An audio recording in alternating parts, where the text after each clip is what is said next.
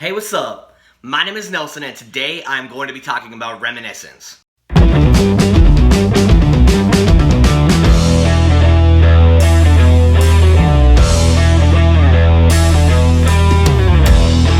Nick, a private investigator of the mind, navigating the illyrial world of the past, when his life is changed by a new client. A simple case becomes an obsession when Mia becomes missing, and he fights to find the truth. Alright, first off, the acting is great. It's really nice to see Hugh Jackman back, and he kills it in this movie, as usual. And Tandy Wade Newton, who plays his assistant type character, I think, kind of like that, the person that he works with.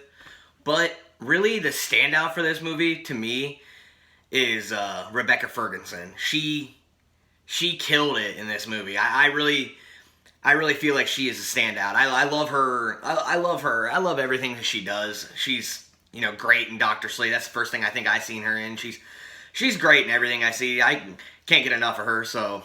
But the whole thing with them being in the tank, Nick's job is he goes into people's, memories and stuff. I really did think some of that was well done. I liked it a lot. Basically, they get into a tank. They get into this tank of water, and he puts voltage on their brain. Puts volts on their brain, and he speaks into a microphone, and you can basically ask where this is where you want to go, and that's where their mind goes, and then they can relive past parts of their life. Very cool concept. I did like the sci-fi elements of this movie quite a bit. This movie, it is a very beautiful movie. It seems like some of the background for the movie. I mean, the whole city has been taken over. It's a near future. So the whole city has been taken over. It's Miami. Has been taken over by water. The sea is kind of bowled over into the whole city, so it's all covered in water. But it's really beautiful seeing when they are on top of a building or something like that, and you see the scenery, and you see all the water on the ground, and you see all of the sky and stuff. It really looks good. At some points, it looks good, and then others, it doesn't look as good, but for the most part, I really did love the scenery of this movie. It looked really pretty. There isn't a whole lot of action throughout this movie, but when there is a fight scene in the movie, and it's really nicely shot, I think. It's just two big burly dudes fighting, and it's really cool fighting. It ends up being underwater. I really did enjoy that. And by the way, Hugh Jackman, he could totally keep playing Wolverine. Dude's jacked. And the third act, this movie, it really wraps up very well, I think. I really did love the third act. It's definitely the strongest act out of all of them.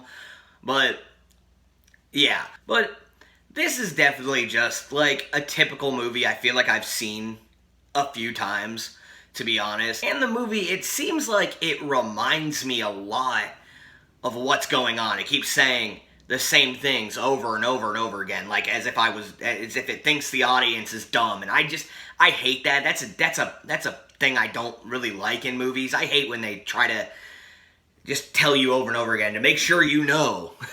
Make sure you know everything, everything that's going on. And it's like, we know. We're not dumb. The movie itself, the story, it just didn't give me enough. I really wanted a little more backstory, even like a little more of the water being in the city and how that happened and all that. I'd like a little bit more, just more context throughout this movie. I just didn't feel like there was enough context, and just maybe a little more of the relationship between the two leads in the movie. And this movie just didn't give me enough. It didn't give me enough of what I wanted. And there's just some things in this movie I won't get into because it's spoilery, but there's just some things in this movie I was just like, that shouldn't have been in the movie, and it was just like, it just seemed like there just was some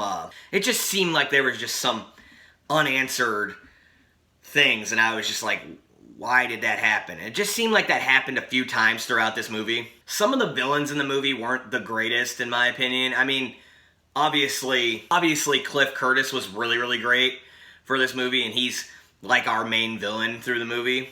But there was a few villains in the movie I was just like, just like side villains and stuff.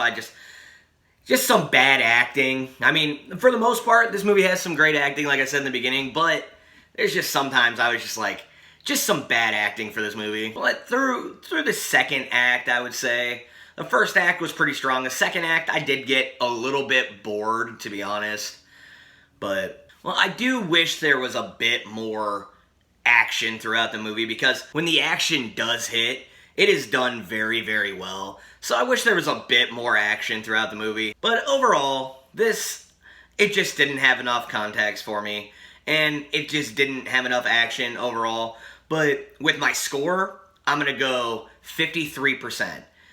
Like I said, the acting is great, and the movie looks beautiful, so that's why I have it so high.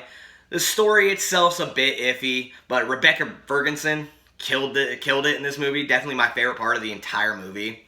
But if you like what I'm doing on this channel, like and subscribe. Follow me on Instagram at Nelson Reviews. Follow me on Letterboxd at Nelson48. Peace out.